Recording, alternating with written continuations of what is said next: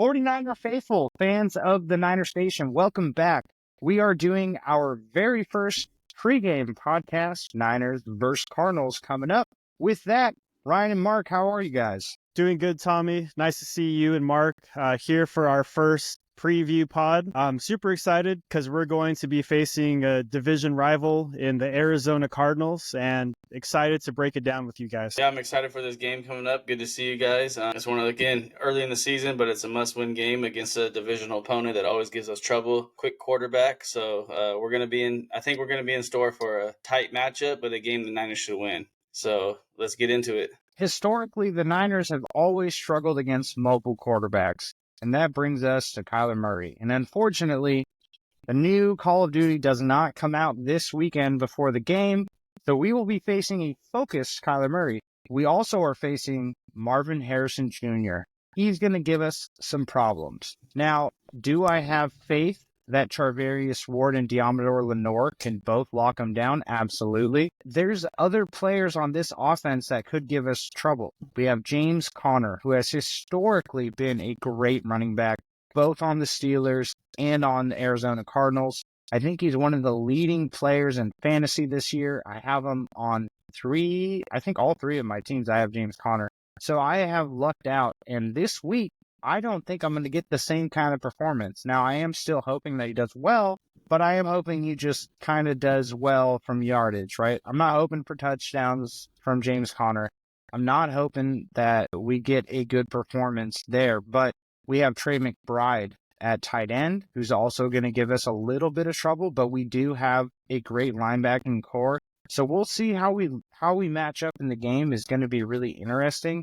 I don't think we follow Charvarius Ward or Lenoir. I think we let them both play Marvin Harrison Jr. when he lines up on their side as in our base defense. I don't think we do anything special against them. What do you guys think that we're going to do against this offense? Something I'm looking for against this offense in this game is a stat I saw earlier this week is the Cardinals are very well perform very well in the first drive of the game. When it's scripted, they come out with a game plan.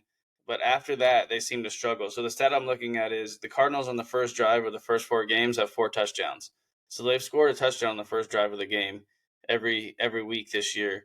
But after that, they've only scored 5 touchdowns on 31 drives. So a key for the 49ers this week is to come out with a game plan to shut them down on offense early to start the game, set the tone, and get Kyler Murray off script. Obviously, the Niners have struggled against a quarterback with the mobility that he has. Those type of quarterbacks always give us struggles, whether it's Russell Wilson, Jalen Hurts, anybody that can move around in the pocket and kind of make plays. Obviously, Patrick Mahomes has done it in the past. But for us, I think to start the game off, we need to have a game plan to shut down this offense to start the game. If the Cardinals go out in the first drive and score a touchdown, they're going to feel like they're in this ball game and they have a chance to win it.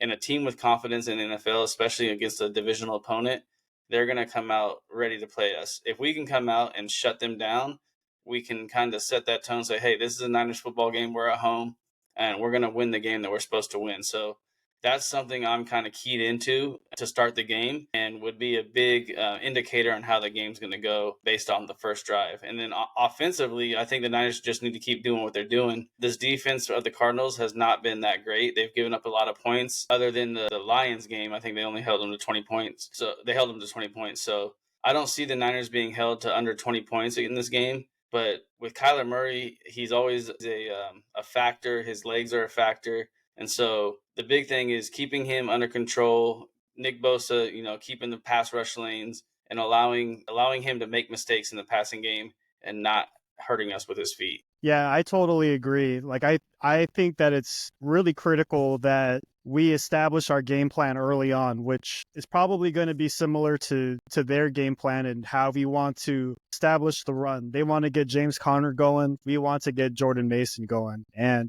if they get Kyler Murray going on offense, that could be trouble. Like you guys said, historically, we struggled with mobile quarterbacks, and Kyler Murray is as mobile as it gets. But in the beginning, I'm really going to look for how our defense is going to attack their offensive line. And last week, they gave up 4 sacks against Washington, and it seemed like at times they were moving backwards a lot. Washington was applying that pressure.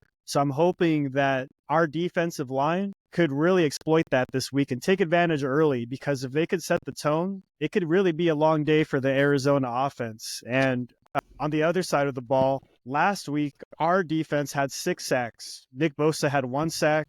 Kevin Givens had 2.5. Malik Collins had 1.5 sacks. So if we can continue that momentum from last week and bring it to this home game against Arizona, that could be a really good thing for the 49ers defense. As we look ahead, we face Seattle on a short week on Thursday, and our strength of schedule does get stronger as the weeks goes on. So if we could get some confidence, get some momentum with our defense and our defensive line, that could be really good for us moving forward. And we have a long way to go until our first bye week in week 9. So we are going to ask a lot from our defensive line to pressure Kyler and contain Kyler. That's going to be a big thing. I think if we can try our best on defense right between Bosa and what we're going to really ask, I think hot take here, Leonard Floyd needs to actually prove that he's worth the signing. We signed Leonard Floyd because he is an athletic edge player. Hopefully between him and Bosa, we can contain Kyler as best as possible while getting the pressure up the middle from Malik Collins and Jordan Elliott and other players, especially Sam. He played a big part in last week's game, right? We're looking at even guys like Robert Beal was kind of on the field and doing things. So what I want to see is our athletic ends, Robert Beal, Leonard Floyd, make plays where they haven't so far. Because if we don't, it's going to be a long day. It's going to be Kyler extending plays. It's going to be Kyler hitting Marvin Harrison on impromptu stuff. It's going to be Kyler hitting Trey McBride on impromptu stuff. It's going to be Kyler dropping off the ball to James Conner. Because without a player like Greenlaw, we are still kind of lacking on defense from the extra linebackers apart from Fred Warner, right? Everyone except for Fred Warner isn't really playing up to our standard of the defense, right? I mean, we've seen Devondre Campbell just get posted in pass coverage. We can't have that. If he has to guard Trey McBride has the upside. So I'm a little worried there. That's not exactly a strong point for us. And then we have, our Sam linebacker spot. Flanagan Fowles, again, he's going to be going against Trey McBride. He can't cover him. Trey McBride right now is probably a top 5 tight end. I think that's fair. And it's not necessarily in our favor to, let's say it's 3rd and 6. James Conner rushes on first down for 5. They get a loss of downs on 2nd yard, so it's 3rd and 6, 3rd and 5. They're going to Trey McBride. They're not going to Marvin Harrison Jr. So how can our linebackers cover a tight end that is athletic? He'll be the best tight end I think that we've gone against all season. So that might be a big issue for our defense. Yeah, I think similar to last week, the Niners blitzed a lot more than typical for the Niners defense. Sorensen brought a lot of blitz packages, knowing that Jacoby Brissett is not that mobile, and they didn't really have the receivers to pressure our cornerbacks. And I think this is kind of the same game plan. Other than Marvin Harrison Jr., they don't have a lot of speed at receiver. Greg Dortch is a fast receiver, but he is a 3rd receiver, and I think we can contain him. So I think we're going to see a lot of blitz packages from the Niners, taking advantage of the fact that they don't have too many deep threats, right? When we played the Rams, yeah, they were hurt, but because they were hurt at receiver, they had a lot of speed on the outside with Tutu and those guys. So with the Cardinals offense this week, I look for the Niners to bring a lot of blitz pressure, which should allow, like you said, Thomas, Leonard, I keep calling Malcolm Floyd, Leonard Floyd, and our defensive ends, Bosa, all those guys to be able to get some sacks and kind of contain Kyler Murray. And another thing you mentioned, there's not a need to follow Marvin Harrison with Travis Ward because, like I said earlier in the last pod, I think Deommodore Lenoir is playing just as good as Travis Ward this year. So regardless of what side he lines up on, Marvin Harrison, I think that we can cover him and kind of keep him in containment. Now, 2 or 3 years from now, when he's a veteran in this league, it might be a different ballgame. But as a rookie, he's still kind of figuring out the NFL game. I think we'll be able to contain him. I look also to see a lot more of D. Winters. I think that, this week, a lot has been made of Devondre Campbell kind of mentioning, I think I heard him say that, I didn't come here to share reps. And I think he's going to be kind of disappointed after this week. I think D. Winters is going to get a lot of reps in his spot. Brings a lot more athleticism and can cover a guy like McBride, right? He is coming off a concussion, so he's one big hit away from maybe being knocked out of the game. But McBride probably, to me, is their number one threat in the passing game. So if we can contain him with a little more athleticism, with obviously Fred Warner can cover him, but getting Devondre Campbell out the game, D. Winters in the game, bringing that versatile athleticism at the linebacker position, being able to cover the tight end position, I think we're going to be okay on the defensive end. And Sam, he's been a hell of a player these past few weeks. I was listening to Kruger's podcast, and he would have been a PFF like all-pro defensive end in the first quarter for the NFC if he would have had enough snaps to qualify. He didn't have enough snaps to qualify, but his PFF grade was up there with the top in the league. So that's another young guy that's making an impact. So I'm looking for the Niners defense to blitz, put pressure on Kyler Murray, and just make him uncomfortable in the pocket, force him to run a little bit. And then at that point, it's on our defensive line and our linebackers to be able to contain him from making big plays with his feet. On the offensive side of the ball, what I'm looking for is just ball control, right? Much like we did against the Jets. Ryan, we were at the game. Aaron Rodgers, that offense did not get an opportunity to get clicking because they were not on the field much. I think they were on the field for like 22 minutes out of a 60-minute ball game. So when you're facing a dynamic quarterback, the best way to defend that is keep them off the field. So on the offensive side of the ball, I want to see a lot of George Mason. I would like to see another running back than Isaac Orendo getting some carries, whether that's Patrick Taylor or I'm sure Debo's going to get some carries, but getting other guys involved in the running game, keeping the ball out of the Arizona Cardinals' possession, and allowing our defense to get rest. And again, like you said, we have a short week. So if we can do that, keep our defense fresh going against the Seahawks on Thursday night, I think that's the game plan. Ball control on offense, blitz on defense, make Kyler Murray uncomfortable in the pocket, force him to run, and then contain him when he does run. So that's what I'm looking for. What do you guys think the offensive game plan is going to be this week? I think there's a lot of things on offense that we could attack, right? I saw a note that Arizona's actually given up the second highest rate to wide receivers. And this is going to be a great opportunity for Ayuk, Debo, Jennings, Kittle, if he plays, to really take advantage of this weak Arizona secondary. Hopefully, we'll see Brock air it out some more. But also, you mentioned it, Mark, Jordan Mason's going to be very, very important for this game. The reason is because Arizona gave up over 100 yards to Brian Robinson last week, and he was averaging 5 yards per carry. That's pretty much what Jordan Mason was averaging last week against the Patriots. So if he could average 5 yards per carry again and really just control the time of possession on offense and really just gash up Arizona through the air, I feel like we have a good recipe for success here. Obviously, we talked about the defense. I'm assuming they're going to do their job, but one thing to note too, I'm not sure if you guys saw the note or saw the news with the defense, is that Fred Warner is still considered day to day with his ankle. So we'll see how that holds up. But I know that for us to succeed, the offense, Brock Purdy, they're going to have to do their thing against Arizona. Yeah, time of possession is going to be a key factor here. Just like you said, Mark, I think the key thing here against the Niners is if you have a mobile quarterback, we want to simulate pressure. Whether we are blitzing or not, we want to show pressure. We don't want to be running base defense the whole game against Kyler, right? We want to, at very least, at the minimum, on most plays, especially on third down, be showing a blitz. Now, I'm curious to see if we're going to dial up some blitzes again. I think it works. I believe in blitzing as a defensive mindset guy. I think that what you can do with a blitz is you're forcing the offense to make a play, right? Because we're going to probably outmatch them in our base. So if we just add a little bit extra pressure, it'll force Kyler to do things that are a little out of the ordinary. And what will happen there is, again, we want to force a third and long. Hopefully we play well on first and second down. Third and long, we force it. We simulate pressure.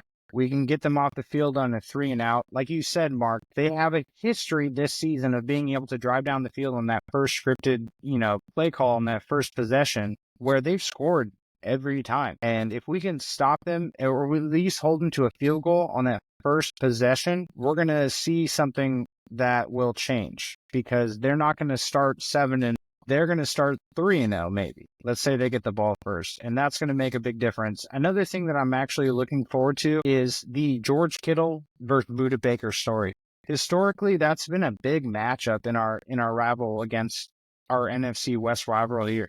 out of Arizona. And what we can do there is going to change the game. Now, obviously, if we can run the ball on first and second down with Jordan Mason and get a first down and then, not have a third and long, not have to do anything out of the ordinary, Brock's playing the best in the NFL right now. I think the only person that has outplayed him from the quarterback position, according to stats, is Josh Allen. Brock Purdy's number 2.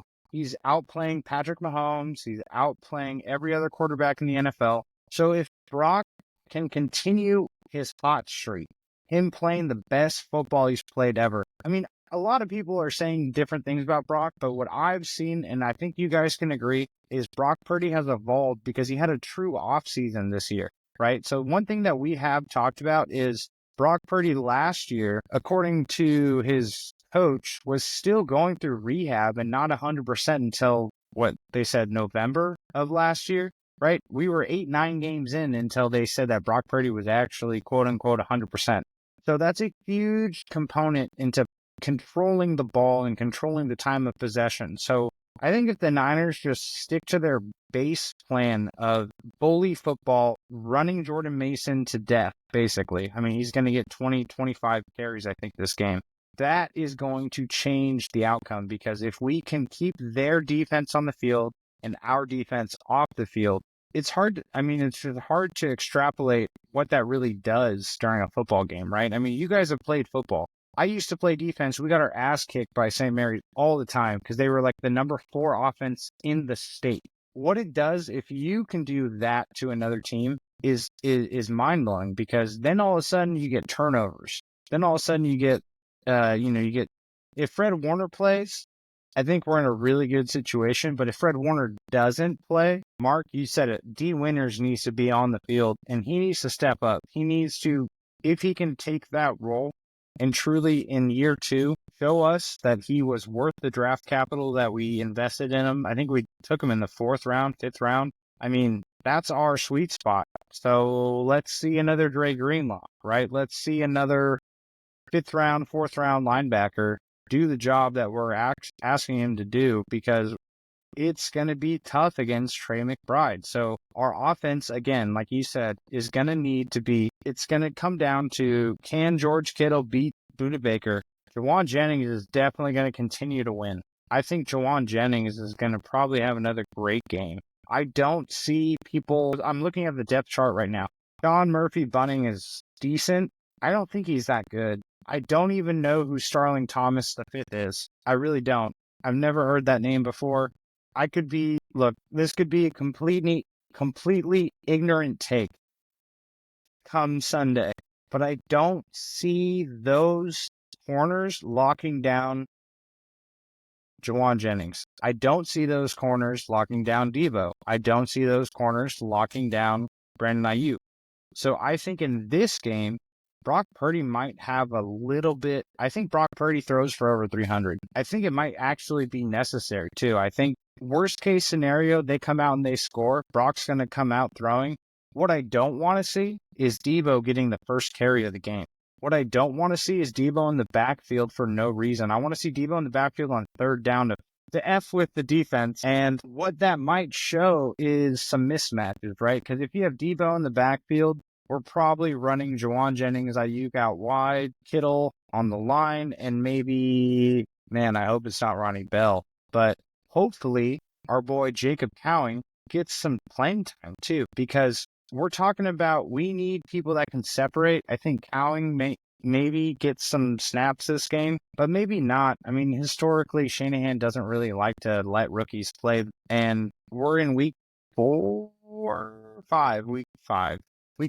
And I think this is the time where maybe we give him a chance, because if we let that guy play, that he, like I said, way back when, I think in one of our first podcasts, he kind of shows a little Tyreek Hill playmaking ability, right? He's small. He's like 5'8".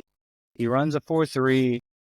He separates. If we can get that guy in the open field, it's going to change the game and create a little bit of a change of pace mismatch, because they're not going to game plan for someone like Cowing. they're going to game plan for Jennings. They're going to game plan for Kittle. They're going to game plan for Mason. So I'm trying to think of what could be our X factor. And I think our X factor this week could be Cowing. Yeah, it could be Cowing. I mean, they would not be, I wouldn't imagine they're game planning for him because he is on the injured report. He missed the first 2 days of practice this week. But I mean, I think he was able to get back in last week. And if he suits up, like you said, I think he really can be that X factor. We've been calling it for the past couple of weeks now, especially since with a small stint where Debo was injured, Ayuk not producing. Fortunately for us, Juwan Jennings been stepping up.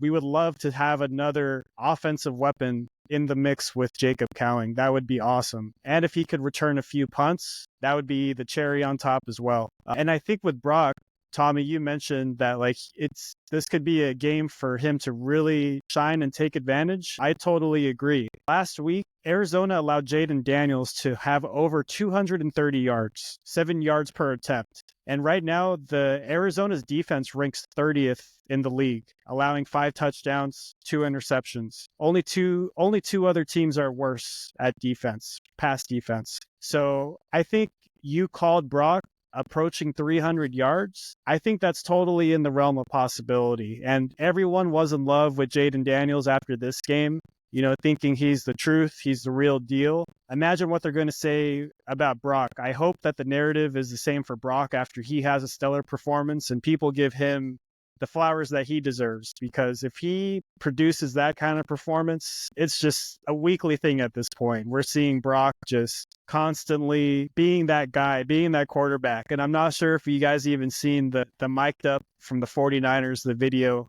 They had Brock Purdy mic'd up, and it's just pretty awesome. Like, you could see the progression not only on the field, but as a leader. He's a lot more vocal. He's just that guy that you need him to be. So I'm excited. I'm really hoping that we could see that performance from Brock this Sunday. Yeah, I think Brock is going to continue to impress us as Niner fans and solidify himself as the franchise quarterback of this football team for the next 5 to 10 years. And to me, my X factor is, it might be obvious, but it has to be Brandon Ayuk. You've been paid $30 million. You've been underperforming. And when you're going against Sean Murphy Bunting and Starling Thomas V, you have to make an impact in this football game.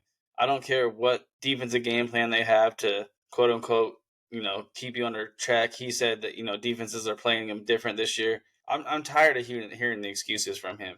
You got paid big money as a number one receiver. Go out there and make an impact in a game that we need to win, a game that the opponent because you've played them. I think this is his 5th year in the league, so you played them 8 times already in your career.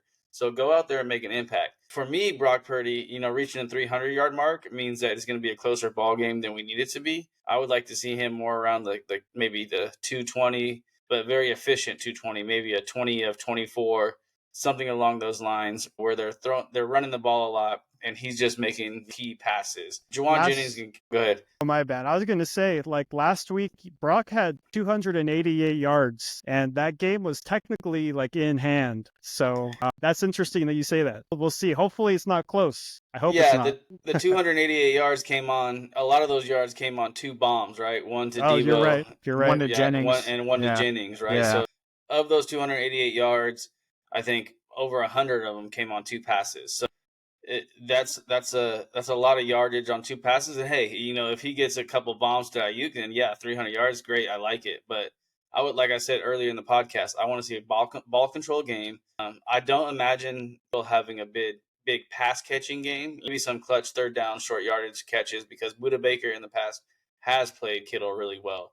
But if we're using Budda Baker to cover Kittle, again, that's their best secondary defender. And if he's focused on Kittle, that just opens up the lanes for Juwan and Ayuk and hopefully Cowing to get some plays at the receiver position. So I'm looking, like I said, I'm 20 of 24, something very efficient from Brock Purdy. And if we get a couple of bombs and he gets up to that 300-yard range, that's awesome. But I want to see Ayuk destroying this secondary. This is a secondary he should be able to take advantage of. Last week against the Patriots, Christian Gonzalez is a really good corner. He's a top corner in this league, and I think he did a really good job of containing Ayuk. And you can say what you want to get about Ayuk, but when you're going against a top corner that's shut down Justin Jefferson and all the guys that he's essentially played in his career. This week, there is no guy that can shut him down, in my opinion. So Ayuk needs to have a big game. I'm looking for 5+ catches from Ayuk.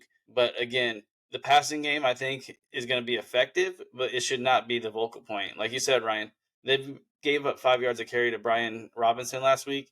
Jordan Mason, I think, is a better running back than Brian Robinson. So feed Jordan Mason, allow him to eat the clock, and just, I think a week 1 game plan like we had against the Jets needs to be replicated in this game, where we're going to keep the ball. Don't ask too much of Brock. He's been getting beat up a lot the past few weeks, having to run a lot. And so just efficient football is what I'm looking for on the offensive side. Now, something that does make me nervous is special teams. The special teams in this Niners team has been killing us. And you know dang well that the Cardinals, who play us twice a year, every year, are going to have something up their sleeve, a trick play on a punt, a kick return. Something is going to happen on special teams. So I'm looking for the special teams to have a solid performance this week. What's your guys' concern with special teams? Oh, man, you're absolutely correct. I mean, unfortunately for us, the league has all been able to see game film in an actual NFL game, not a preseason game, of the Rams just destroying us on special teams. It's a blueprint, and I hope that the Niners special teams coordinator knows this and does something different, because we cannot allow a fake punt. We can't allow any special teams like fumbles, muff punts, you name it. Block field goal. Can't happen in this game. I think it's going to be a closer game than people think. I don't know what the spread is. I feel like the Niners are favored, but I don't think we're favored by a lot. They're definitely favored. Let me look. I think it was 7.5. Yeah. So I think you're right. When we were 10.5 last week, what I think, unfortunately for us, is I think the NFL and Vegas wants to keep it a close game. So we're going to see holding calls. We're going to see PIs. We're going to see all this stuff happen that's going to give Kyler Murray an opportunity to continue the drive. Now then, we're looking at containment plus that, and it makes me nervous. But you're absolutely correct, Mark. I think special teams is going to allow the Cardinals to score one possession that they shouldn't. And I don't want that to happen, but I'm being realistic, and I think it will. I think we've demonstrated that we're not emphasizing special teams like other teams do in the NFL. And against a division rival, they're not favored. They know that they're going to have to pull some stunts and some trick plays to make up that difference, to keep it a closer game than it should be. Because if the Cardinals don't do anything on special teams that upsets us, we're going to run Jordan Mason right down the throat. And it's going to be brutal. They're going to have their defense on the field the whole game. It's not going to be a cold day, on the field. It's going to be a hot day. It's going to be a tough game. And if you have those D-line that if we're running the ball and our offense is moving, they can't sub anyone out, and we control the ball, they're going to have a long day. It's going to be brutal. It's not going to be pretty. But what would be nice is if we could maybe return a punt for 30, 40 yards, and maybe we get a special teams advantage, right? Maybe because we're potentially going to play defense without Fred Warner. Fred Warner has caused more turnovers in the NFL than most teams. I think he has, 4 forced fumbles, an interception, 5 pass breakups. I mean, his stats are totally NFL MVP Defensive Player of the Year. But if he doesn't play, if we can't get that X factor on defense, it's going to be a little closer because we're not going to have the turnover differential that we're looking for. Now, if we pressure Kyler, we get an interception, that could change the game. But special teams, right, that's going to come down. It's going to come down to special teams. And I don't think it's going to be a one-possession game, but if we do bad on special teams, it will be. Yeah, we talked about it.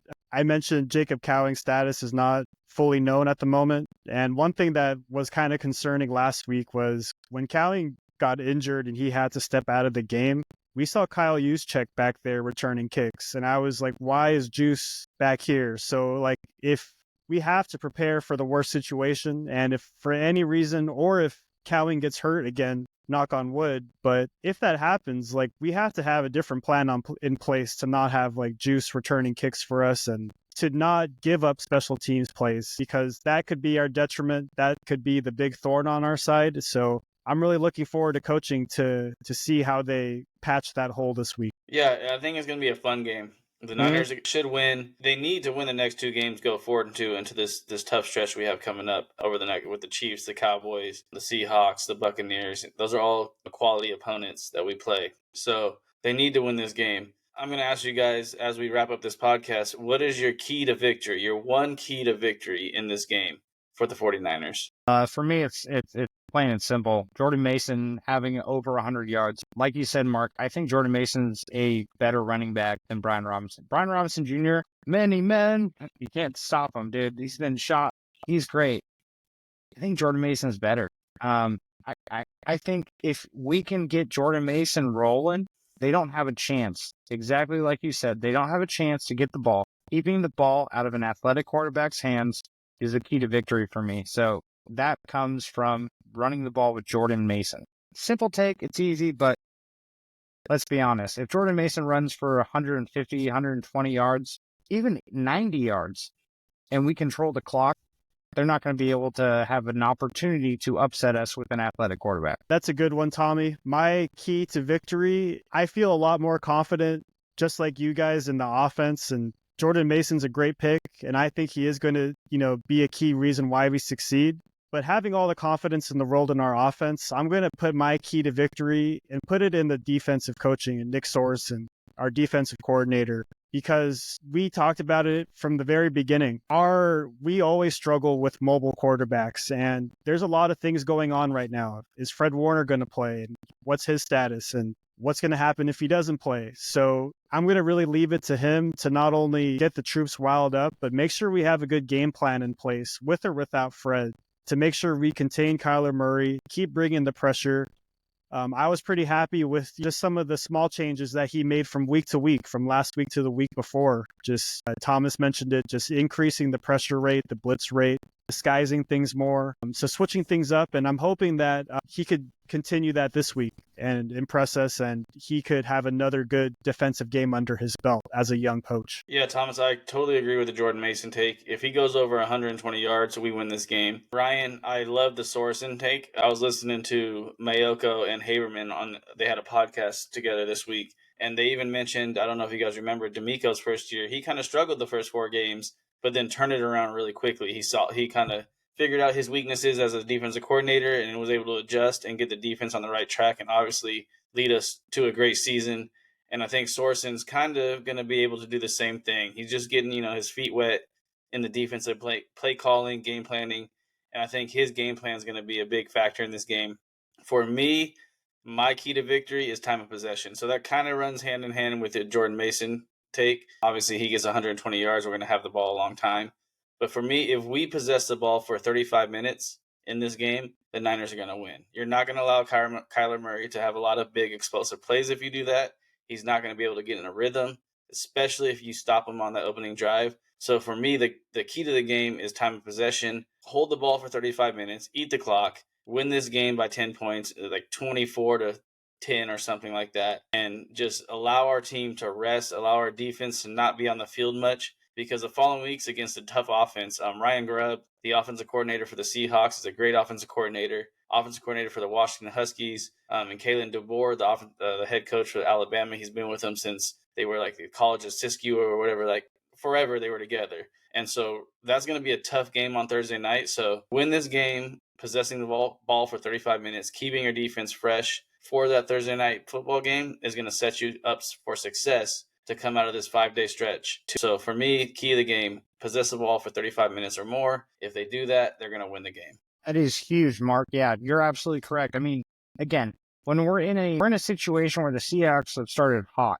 the Rams have already beat us once. We cannot go 0-3 in the NFC West because then we're not going to have the tiebreaker, right? We're going to have to win the second game against all these opponents. And I would rather go into it with a win to where if we come out 50-50, we're okay. So, at the end of the day, I think we're going to see a great football game. I'm hoping that the Niners do cover the spread. I'm hoping the Niners don't F up on special teams. And I think that Sorensen, again, like you said, I think he's starting to come into his own, right? 4 games in, you play it safe the first couple games, right? Game 4 against Brissett, he started to show some balls. He started to show some swagger.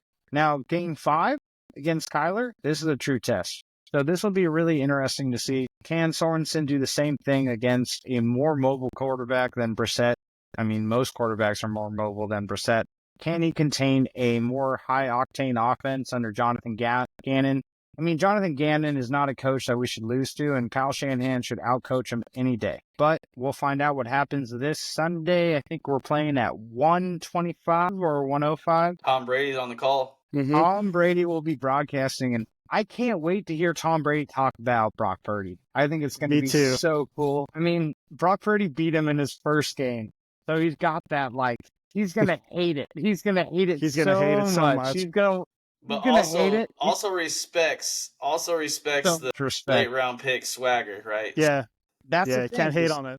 Tom Brady's core thing was being 266, while Brock Purdy was the last pick. So Mr. Irrelevant. Out of anyone that could understand Brock's not relevance in media, it's Tom Brady. It's Tom. So how Tom talks about Brock this week will tell us a lot. I think we're going to draw a lot from Tom Brady's broadcast. He is so awesome to listen to. He can call. I mean, like, remember when Tony Romo started calling like games and he could almost predict what was happening? Tom Brady's way better. He's way more fun to listen to.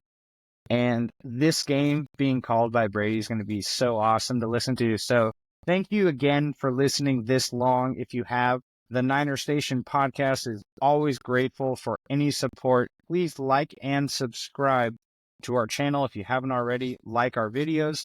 And I think that's it, guys. Let's go. Bang, bang. Niner gang.